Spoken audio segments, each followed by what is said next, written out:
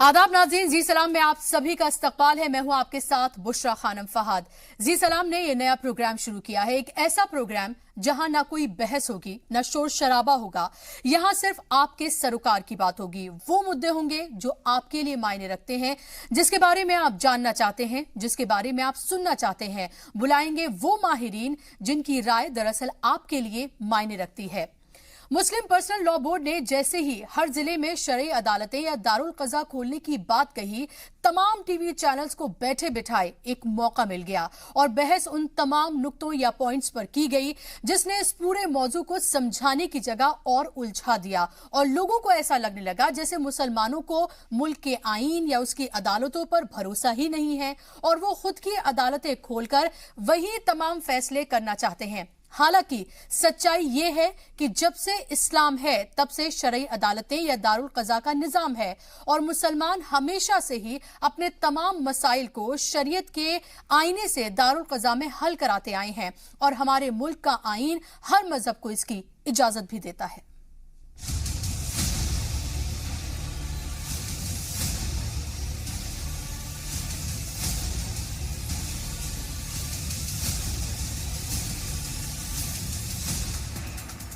शरई अदालत को लेकर एक नई बहस छिड़ गई है और इसे इस तरह से पेश किया जा रहा है जैसे मुसलमानों को हिंदुस्तान के आईन अदालतों पर भरोसा ही नहीं है।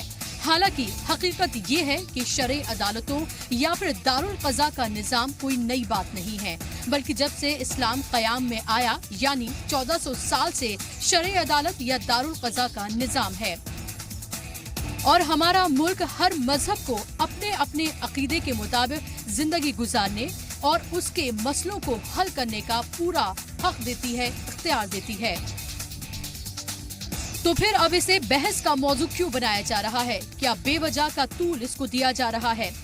मुस्लिम पर्सनल लॉ बोर्ड आखिर करना क्या चाहता है? डिस्ट्रिक्ट लेवल पे तो बहुत इदारे शरिया है, तो ऑलरेडी काम चल रहा है इसका, तो ये काम चल रहा है तो इसके वास्ते फिर से नहीं एक मीटिंग करके करने की ज़रूरत नहीं है। तो ये काम जो है इससे फ़ायदा ये है, हुकूमत को भी फ़ायदा है, कोर्ट को भी फ़ायदा है, पैसा भी बचता है, वक्त भी बचता है इसमें। अभी जो आप लोग इस बात पे तवज्जो दे रहे हैं कि शरिया कोर्ट आना चाहिए, ये ऑलरेडी एग्जिस्टिंग है और यहाँ पर बहुत सारे मसले हम लोगों के हल हो जाते हैं। हम लोगों को कोर्ट कचहरी तक जाने की ज़रूरत नहीं पड़ती है, घर की बात घर में रह जाती है। ये जो है सिर्फ एक इशू बनाया जा रहा है, ये पॉलिटिकल इशू है, मुसलमान और हिंदू में झगड़ा लगाना। ये शरई अदालत जो है हर हमेशा जितने इदारे हमारे हैं वहाँ पर ये बहुत सालों से शरई अदालत चल रही है। ये शरई अदालत की तरफ से जो है हम मुसलमानों के बहुत सारे प्रॉब्लम्स इमीडिएट सॉल्व हो जाते हैं, जो कोर्ट में 10-10 साल 12-12 साल एक एक फैसले के लिए लगा जाता है। जो हमारा जो भी इस्लामिक मामले हैं हम ही सॉल्व करना चाहते हैं, हमको पूरा हक है यार, हम ही सॉल्व कर देंगे इस सब प्रॉब्लम को। क्यों हम सुप्रीम कोर्ट हाई कोर्ट तक जाना चाहिए? जब हमारा मुस्लिम पर्सनल लॉ बॉडी है हमारे लिए तो हमें ज़रूर हक मिलेगा। ये शरई अदालत आज से नहीं, हिंदुस्तान में आज़ादी से पहले से हैं और काफ़ी सारे ऐसे फैसले हैं जो मुसलमान आपस में बैठ के इन शरई अदालतों में हल कर लेते हैं और इनको बाहर अदालत में जाने की ज़रूरत नहीं पड़ती है। अगर कोई झगड़ा आपसी दो भाइयों के बीच में होता है और वो आपस के लोगों की वजह से शरई अदालत में जाके हल कर लेता है तो इससे अच्छी कोई बात है? तमाम लोग अपनी अपनी कौमों की बातें करते हैं, अगर शरई अदालत अपनी कौम की बात करती है तो इसमें क्या हर्ज है? इसमें हर्ज ही क्या है? तमाम कौमें खूब बगैर किसी तफरीक के बोल रही है। पर्सनल लॉ बोर्ड जो है जाहिल अनपढ़ नहीं है कि वो बेमतलब का कोई सवाल खड़ा करेगा, क्योंकि अपने ही पैर पे क्यों कुल्हाड़ी कोई मारेगा। जो लोग अननॉलेज हैं वही लोग इसको जो है गलत टूल दे रहे हैं। पर्सनल लॉ जो शरिया हम कहते हैं वो हिंदुस्तान में 1937 से यहाँ पर इम्प्लीमेंट किया गया है, लेकिन तब से आज तक अगर हम देखेंगे जो अपना शरिया हमें इस्लाम जो सिखाता है थ्रू कुरान, उस पर कोई यहाँ पर अमल दरामद नहीं होता है। हम चाहते हैं शरिया होना चाहिए बट अल्टीमेटली काउंसलिंग अभी नहीं है। अकॉर्डिंग टू कुरान होना चाहिए। शरिया में बहुत से ऐसे मसले हैं जो अच्छी तरीके से सुलझा जाएंगे। हम आपको समझाते हैं कि पूरा मामला क्या है। दरअसल all India Muslim personal law board देश के हर जिले में दारुल कज़ा यानी कि शरई अदालत खोलने जा रहा है। उसका कहना है कि अदालतों पर मुकदमों का बोझ बढ़ता जा रहा है। इन्हें तय करने में सरकार का पैसा भी बहुत खर्च हो रहा है। अगर लोग शरई अदालतों में अपने मुकदमे लेकर जाएंगे तो अदालतों पर मुकदमों का बोझ कम होगा और सरकार का पैसा भी बचेगा। बोर्ड पहले से चला रहा है और कोशिश कर रहा है कि ये लोग जो 10-10, 20-20 साल इनको मुकदमों में लग जाते हैं, औरतें परेशान होती हैं, वो वहाँ उनका इतना टाइम न ज़ाया हो, वो काजी के पास जाएं और दारुल क़ज़ा में उनका मामला तय हो जाए। तो ये तो नई कोई चीज़ नहीं, हर मीटिंग में पर्सनल लॉ बोर्ड की हर आमला की मीटिंग में इसकी रिपोर्ट आती है और उस पर आगे के लिए कार्रवाई तय होती है। हर ज़िले तक हमारी ख्वाहिश है, लेकिन अभी तो हम हर सूबे में नहीं कायम कर पाए। इस वक्त मुस्लिम पर्सनल लॉ बोर्ड की देश भर में 60 शरई अदालतें हैं। बोर्ड की उत्तर प्रदेश, महाराष्ट्र, गोवा, मध्य प्रदेश, राजस्थान, गुजरात और कर्नाटक में शरई अदालतें चल रही हैं। हिंदुस्तान में 700 से ज्यादा जिले हैं। तो क्या मुस्लिम पर्सनल लॉ बोर्ड 60 से 700 की तैयारी में है?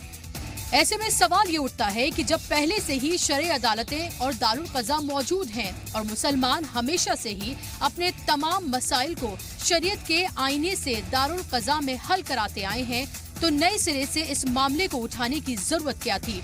क्या मुस्लिम पर्सनल लॉ बोर्ड अपनी खोई हुई साख को पाने की कोशिश कर रहा है या फिर अपना एक नया रुख पेश कर रहा है? ऐसे दौर में जब मुसलमान तालीमी और माशी तौर पर पिछड़ा हुआ है, समाजी और सियासी मसाइल से दो चार है, ऐसे हालात में क्या तामीर, तरक्की और तब्दीली के लिए कदम नहीं उठाना चाहिए? ऐसे दौर में जब मुसलमानों के लिए तहफ़्फ़ुज़ सबसे बड़ा मसला है, क्या उन्हें मुत्तहिद करके मजबूत करने के लिए कदम नहीं उठाना चाहिए? और अगर मुस्लिम पर्सनल लॉ बोर्ड की तरजीहात में तमाम मसले हैं ही नहीं, तो फिर ये भी तय कर देना चाहिए कि मुसलमानों के मसाइल आखिर हैं क्या? ब्यूरो रिपोर्ट के साथ बुशरा खानम फहद, जी सलाम। तो एक बयान के बाद शरई अदालतों को लेकर बहस छिड़ गई है। अलग अलग तरह की बातें सामने आ रही हैं। माहिरीन अलग अलग जगहों पर जाकर अलग अलग तरह की बातें कर रहे हैं, लेकिन आखिर मुस्लिम पर्सनल लॉ बोर्ड ने कहा क्या है और वो क्या करना चाहती है? अगर आप भी इन सवालों के जवाब चाहते हैं तो आप हमें फोन कर सकते हैं। हमारे नंबर्स लगातार टेलीविजन स्क्रीन पर फ्लैश किए जा रहे हैं। आप अपनी राय रख सकते हैं, आप अपने सवाल पूछ सकते हैं। अपने मेहमान का आज मैं आपको तारुफ करा देती हूँ। हमारे साथ आज खास मेहमान मौजूद हैं। मुस्लिम पर्सनल लॉ बोर्ड के अहम रुकन कमाल फारूकी साहब आज हमारे साथ स्टूडियो में मौजूद है। कमाल साहब, बहुत बहुत इस्तकबाल है आपका जी सलाम में। आपका बहुत बहुत शुक्रिया। मेरा पहला सवाल ही आपसे यह है जो शायद तमाम लोग जानना चाहते हैं कि आखिर मुस्लिम पर्सनल लॉ बोर्ड ने कहा क्या है और वो क्या करना चाहता है? देखिए, मुस्लिम पर्सनल लॉ बोर्ड बेसिकली आप जानती हैं कि शरई मामलात के अंदर पूरी कौम की एक नुमाइंदगी करता है जी। और उसमें मुख्तलिफ मसालिक के लोग बाग मौजूद हैं जो एक साथ जोड़ बैठकर इन इश्यूज़ के ऊपर जो कि खालिस दीनी मसाइल होते हैं उनके ऊपर वो अब सोचते हैं। हमारी जो एग्जीक्यूटिव कमेटी, मजलिस आमला की जो कमेटी की मीटिंग्स होती हैं उसमें इन तमाम आइटम्स पर गौर होता है और हमेशा एक आइटम एजेंडा पर जो होता है दारुल क़ज़ा की कारकर्दगियों के ऊपर होता है कि दारुल क़ज़ा कहाँ कहाँ कायम है, कहाँ कहाँ से और रिक्वायरमेंट आई हैं, कौन कौन लोग हैं, उसका ट्रेनिंग कौन कर रहा है, कहाँ कहाँ उसके जो कोर्सेज है वो कहाँ कहाँ चलाए जा रहे हैं, कौन कौन उसमें काजी तैयार हो रहा है और किस तरह के मुकदमात आ रहे हैं, उनके मुकदमात की डिटेल क्या है। अब यहाँ जो कन्फ्यूजन क्रिएट होता है, और ये कन्फ्यूजन आज का नहीं है, और ये जानबूझकर ये कुछ ऐसे लोग क्रिएट करते हैं जिनको मजहब से ना तो वाकफियत होती है और ना ही वो उसका कोई समाधान या हल चाहते हैं। बेसिकली वो इसको एक ऐसा इशू बनाना चाहते हैं जैसे लगे कि मुसलमान अपने ही मुल्क के अंदर कोर्ट्स के ऊपर एतबार न करके अपनी सेपरेट अदालतें कायम कर रहा है, जो कि पैरेलल को कोर्ट्स क्रिएट करने की कोशिश कर रहा है। बिल्कुल सरासर गलत है। उसकी वजह यह है, अच्छा ये आज ही मौका नहीं है, इससे पहले 2005 में बाकायदा सुप्रीम कोर्ट में ये वाला इशू ऑलरेडी डिस्कस हो चुका है जिसमें हम लोगों ने प्रेजेंट किया है और ऑनरेबल सुप्रीम कोर्ट ने इसके ऊपर बाकायदा अपना एक मुस्बत रवैया अख्तियार करते हुए कहा कि नहीं, इस तरह के जो दारुल क़ज़ा कायम करना जो है वो बिल्कुल ठीक है। उसकी वजह यह है कि अगर आप हमारे कानून को देखें तो हमारा खुद कोर्ट जो है वो इन तमाम बातों को एनकरेज करते हैं कि कोर्ट्स का वक्त कम जाया हो। कोर्ट के पास और भी बहुत अहम मसाले होते हैं, लाखों करोड़ों केसेस हैं, लोगों के 10-10, 20-20 साल तक सुनवाई नहीं हो पा रही है। तो अगर जो डिस्प्यूट रेजोल्यूशन जो है वो इतना अहम एक कोर्ट के लिए वो होता है कि आप जितने भी बड़े बड़े इवन कॉन्ट्रैक्ट्स भी देखेंगे उसके अंदर सब के अंदर आर्बिट्रेशन क्लॉज होता है। और वो आर्बिट्रेशन क्लॉज का मतलब ये होता है कि अगर आपके दोनों के दरमियान में कोई किसी किस्म की नाइत्तफाकी हो जाए, आप उसको ठीक तरह से समझ नहीं पा रहे हैं, तो आप बजाय कोर्ट का दरवाजा खटखटा के आप डिस्प्यूट रेजोल्यूशन कर लीजिए। तो ये डिस्प्यूट रेजोल्यूशन जो है ये कोई सेपरेट कोर्ट नहीं है। अब जहां तक दारुल क़ज़ा का ताल्लुक है, दारुल क़ज़ा सिर्फ शरई मामलों के अंदर बिल्कुल ऐन कुरान और हदीस की रोशनी के अंदर अगर कोई डिस्प्यूट होता है तो उसको रिजॉल्व करने की कोशिश करता है, और दोनों फरीकैन को सुनने के बाद उनका एक बतलाता है कि आपके लिए अगर आप शरीयत पे चलते हैं, अगर आप कुरान पर चलते हैं तो आपके इस मसले का हल ये है। अब जहां तक मुस्लिम पर्सनल लॉ बोर्ड जो है वो कोई एनफोर्सिंग एजेंसी नहीं है। एनफोर्सिंग एजेंसी तो कोर्ट का जैसे मामला होता है, कोर्ट में अगर आपका कोई फैसला हो और अगर आपने नहीं माना तो आपके खिलाफ केस चल जाएगा और आपको वो उसके ऊपर अमल दरामद करना पड़ेगा। हम अमल दरामद कराने वाले नहीं है, हम तो सिर्फ ये बतलाने वाले हैं कि शरीयत के अंदर आपके इस सवाल मैं आपसे ये भी जानना चाहती हूँ कि क्या मुस्लिम पर्सनल लॉ बोर्ड अपनी बात को जिस तरह से वो रखना चाहता था, क्या उसमें उस तरह से रखने में नाकामयाब रहा है? लेकिन उससे पहले एक कॉलर मेरे साथ जुड़ गए हैं, राहुल देव मेरे साथ हैं उत्तराखंड से। राहुल जी बताइए क्या है आपका सवाल? सर मैं सबसे पूछना चाहता हूँ, जो ये मुस्लिम कोड लॉ के बारे में बोलना चाह रहे हैं ना जी, क्या चीज है ये? मैंने अभी आपको बतलाया कि कोई कोर्ट नहीं है ये। हर सोसाइटी के अंदर जैसे पंचायत होती है, हमने पंचायत को कितना अहमियत दी है, हमने बाकायदा इसके ऊपर एक पंचायत राज सिस्टम बना रखा है। जहां तक हमारे आपसी मामला होते हैं, मुसलमान को एक मिनट के लिए हटा दीजिए, जितने भी आपस के आपके जो कॉन्ट्रैक्ट होते हैं, आप पार्टनरशिप करते हैं, आप बड़े कॉन्ट्रैक्ट करते हैं, उसके अंदर एक डिस्प्यूट रेजोल्यूशन क्लॉज होता है जिसको हम आर्बिट्रेशन कहते हैं, रिकंसिलेशन की बात करते हैं। तो वो रिकंसिलेशन का मतलब ये होता है कि आप बजाय कोर्ट का टाइम खराब किए हुए आपस में मामला रिजॉल्व कर लीजिए और उसके ऊपर इंप्लीमेंट कर लीजिए। लेकिन जहां तक उसका इंप्लीमेंटेशन का ताल्लुक है, उनके पास कोई ऐसा हथियार नहीं होता कि वो इसको इंप्लीमेंट कराएं। पार्टी माने नहीं माने। दारुल क़ज़ा का एक्चुअली ये होता है कि जो फैमिली डिस्प्यूट्स हैं, जो प्रॉपर्टी से रिलेटेड मामला आते हैं, शरई मामला आते हैं, उनके ताल्लुक से दो पार्टीज आती हैं तो हम उन दोनों को सुनते हैं और बाकायदा उसके कॉम्पिटेंट लोग होते हैं जिनको बाकायदा ट्रेनिंग दी जाती है। हमारे जितने भी मदारिस हैं उन सब मदरसों के अंदर बाकायदा ये एक अलग से डिपार्टमेंट है जहां शरीयत को समझकर उनके ताल्लुक से फैसले करने के लिए कॉम्पिटेंट लोग बनाए जाते हैं। ये कोई कोर्ट नहीं है कि जैसे कोई पैरेलल कोर्ट हो गया है, ये एक इनसाइड एक मैकेनिज्म है जो कि आपस में अगर कोई मामला ऐसा हो, चाहे वो निकाह शादी का हो, चाहे इनहेरिटेंस का मामला हो या और इससे ताल्लुक से कोई मामला हो, तो उनके ताल्लुक से वो बतलाते हैं कि शरीयत के अंदर इसको इस तरह से रिजॉल्व किया गया है। अब वो लोग आम तौर के ऊपर, क्योंकि दीनी जहन जो रखते हैं, उनका मामला ये होता है कि दारुल क़ज़ा के पास जब आते हैं तो अगर वो आने के बाद ये देखते हैं कि उनके मसले का एक हल हो गया है तो वो अपना इस बात की वो खिदमत समझते हैं दीन की कि हमने दीन के ऊपर चलकर उसी तरह के मामलात के ऊपर उसी जवाब में एक और कॉलर हमारे साथ जुड़ गए, मंजूर खान है अहमदाबाद से। मंजूर साहब बताइए अपना सवाल। लगता है उनसे हमारा राब्ता टूट गया है, लेकिन इसके और बहुत सारे पहलू हैं और सवाल ये भी है जो तमाम लोग पूछ रहे हैं कि क्या ये सही वक्त था इस मसले को उठाने का, और क्या जिस तरह से मुस्लिम पर्सनल लॉ बोर्ड इस पूरे मामले को उठाना चाहता था, क्या उससे और कंफ्यूजन पैदा हुआ है, और जिस तरीके से वो अपनी बात को रखना चाहता था क्या वो अपनी बात को उस तरह से नहीं रख पाया है। यहां रुक रहे एक ब्रेक के लिए, ब्रेक के बाद इन तमाम सवालों के जवाब लेंगे।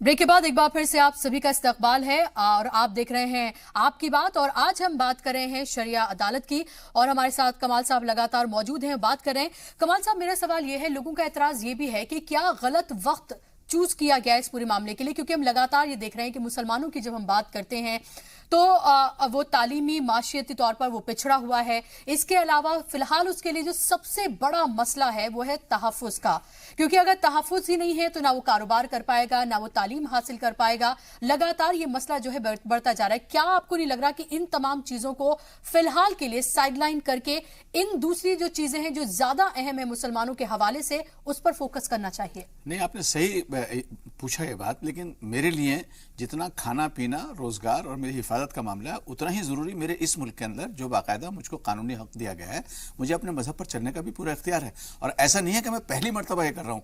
मुस्लिम पर्सनल लॉ बोर्ड की रेगुलर मीटिंग्स होती हैं एग्जीक्यूटिव कमेटी के अंदर, और उन रेगुलर मीटिंग्स का तकरीबन 3 महीने में और 4 महीने के अंदर मीटिंग होती है। हर मीटिंग के अंदर दारुल क़ज़ा की कारकर्दगी के ऊपर हम लोग गौर करते हैं। बाकायदा उसकी रिपोर्ट होती है कि भाई कहाँ कितने लोग बागों ने ऐसे हम लोगों के सामने डिस्प्यूट अपने लाए।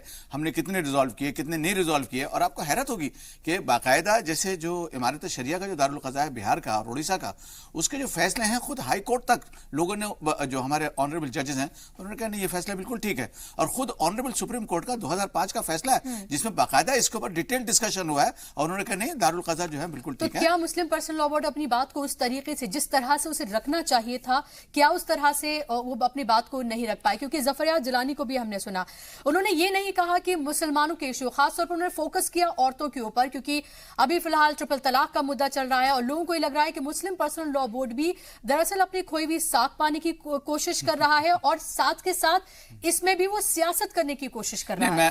میں سمجھتا ہوں کہ یہ بہت ہی غلط الزام ہے مسلم پرسنل لاء بورڈ کے اوپر, اور یہ سارا ایشو جو ہے مسلم پرسنل لاء بورڈ نے نہیں ریز کیا ہے. یہ تو ہمارے کچھ ہمارے جو مہمان مقصد دوست ہیں میڈیا کے اندر, ان کو باقاعدہ اس بات کی ٹریننگ دی گئی ہے کہ کس طرح سے مسلمانوں کو ایک بیڈ بوائے بنا کر پوری دنیا کے اندر اور خاص طریقے سے ملک کے اندر ان کو پیش کیا جائے.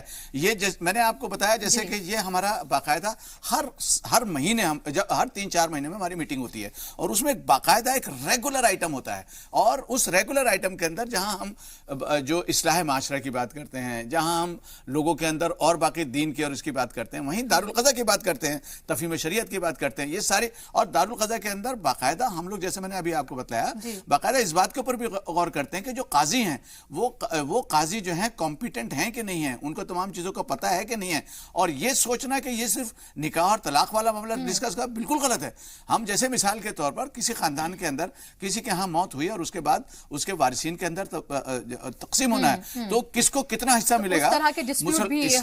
اسلام ایک واحد ایسا دنیا کے اندر پہلا ملک ہے جس میں بالکل اسپیسیفائڈ شیئرز موجود ہیں, لیکن ان کا کیلکولیٹ کرنا باقاعدہ ریشیوز تک لوگوں کو پتا ہونا چاہیے. کمال صاحب ایک کالر لے لیتے ہیں, نظام صاحب ہمارے ساتھ جڑ گئے ہیں. جی نظام صاحب بتائیے کیا سوال ہے آپ کا؟ میں یہ معلوم کرنا چاہ رہا تھا کہ اسی چینل پہ جو دکھا رہے ہیں مسلم پرسنل لاء بورڈ کو ایک اگینسٹ بنا رہی مسلمانوں کے لیے, کیا ان کو معلوم نہیں کہ جیسے اسلام قائم ہے جبکہ شریعہ عدالت موجود ہے؟